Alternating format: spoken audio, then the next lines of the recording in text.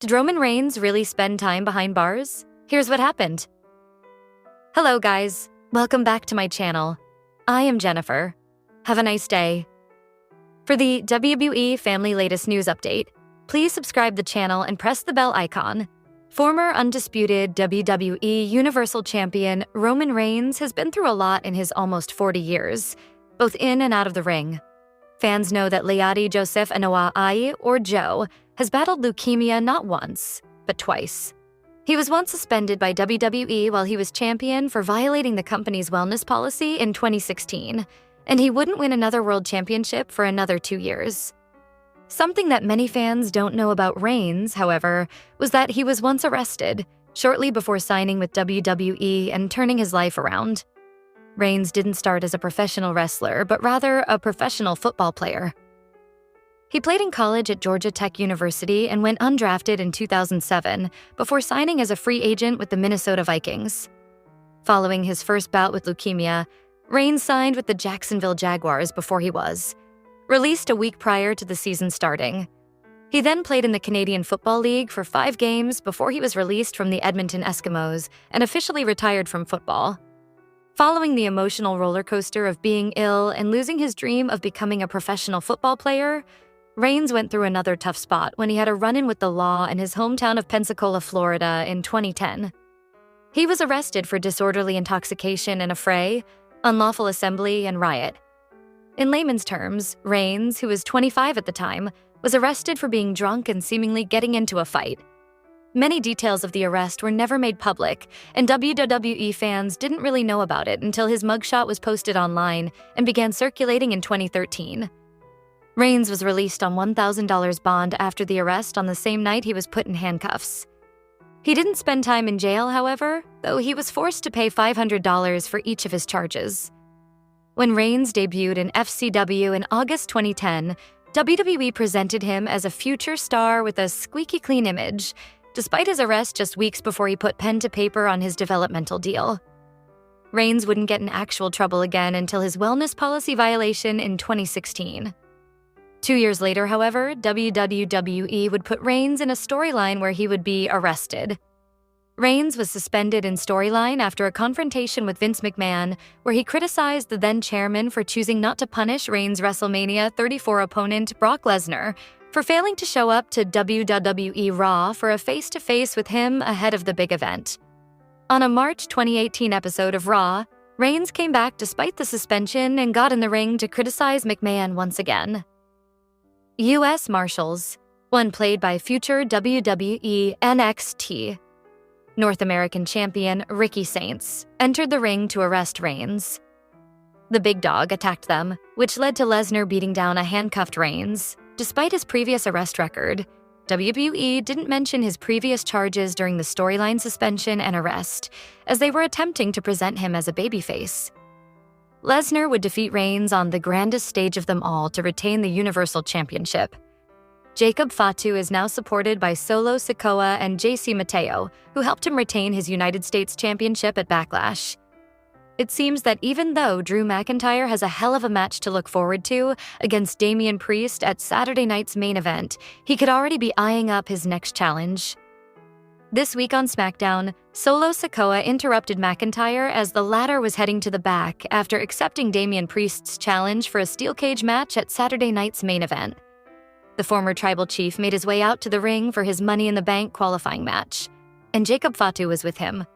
McIntyre and Sikoa had a stare-down, and WWE has now shared the clip on social media and made it clear that the two men had unfinished business. Fatu was able to retain his championship at Backlash because of the brawl between Damian Priest and McIntyre and the debut of Jeff Cobb, who is now known as JC Mateo.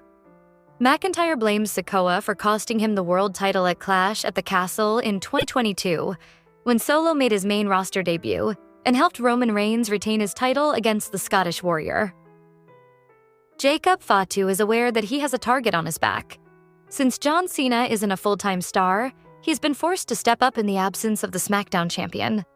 Much like Roman Reigns, Fatu has his own stable behind him, and they could be the reason he is able to retain his title over the next few weeks. It will be interesting to see if JC and Jacob remain on the same page after it was teased that Solo Sikoa and Fatu may not be on the same page. Now that Sikoa has Mateo, he could move on without the Samoan werewolf, which could then lead to a feud between the two men on SmackDown. WWE's roster is as stacked as it's ever been, with several top stars out of action, yet the WWE universe barely notices. 3 major superstars could return soon, including a current champion and 2 former world champions. Saturday night's main event and Money in the Bank are both prime events for these comebacks, depending on who each star has their eyes on. As one half of the current WWE Women's Tag Team Champions, Liv Morgan asked Adam Pearce for time off from Monday Night Raw to film a movie. She traveled to Japan to shoot Bad Lieutenant Tokyo, a role she reportedly knocked out of the park. Morgan was in top form before stepping away, and there's no reason she can't return at that same level after just a month away. After losing the tag titles at WrestleMania, Morgan and Raquel Rodriguez won them back the next night on Raw. They even defended them successfully the following night on NXT, capping 3 matches in 3 days for the tag champs. It's been rumored that Roman Reigns would take some time off following WrestleMania, with the return aimed for Money in the Bank. Like Rhodes, Reigns last competed at WrestleMania, in his main event loss to CM Punk and Seth Rollins, a match where Paul Heyman turned on his former tribal chief. The next night on Raw, Reigns and Punk were taken out by Rollins and Braun Breaker. Since then, Reigns hasn't been seen. A tag match between Reigns and Punk against Rollins and Breaker is the most likely next chapter, but all signs point to a big singles match at SummerSlam. That could be Reigns versus Rollins, or Breaker getting his first major singles match against the former leader of the Bloodline. Cody Rhodes hasn't been seen on TV since losing the undisputed WWE Championship to John Cena at WrestleMania 41. Cena is now feuding with Randy Orton and R-Truth, but there's no doubt Rhodes still has his sights set on the 17-time WWE champion.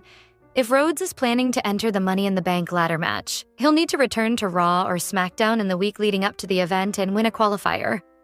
If he does, Rhodes could add another major moment to his resume. Solo Sikoa is the only confirmed participant for the MITB match so far, set for June 7th in Los Angeles. The Bloodline is one of the most entertaining storylines in WWE history. Together, Roman Reigns' group captivated the fans for over 4 years and showcased a tale of dominance, loyalty, and betrayal. The storyline has not only driven insane viewership, but also elevated the careers of several superstars who got involved with it. Those who got entangled in the narrative got exposure and gathered a stronger fan base while sharpening their craft. This ripple effect of the stable's dominance has reshaped some of the careers within the main roster. Here are the 4 most notable stars whose careers were boosted thanks to the formidable faction. Being the Bloodline's wise men certainly reinforced Paul Heyman's status as one of the best managers in WWE history. Known for his impeccable promos and cunning guidance, he helped amplify Roman Reigns' tribal chief persona. Heyman's manipulative character was able to help establish angles from Jey Uso's loyalty to the group to Sami Zayn's inclusion.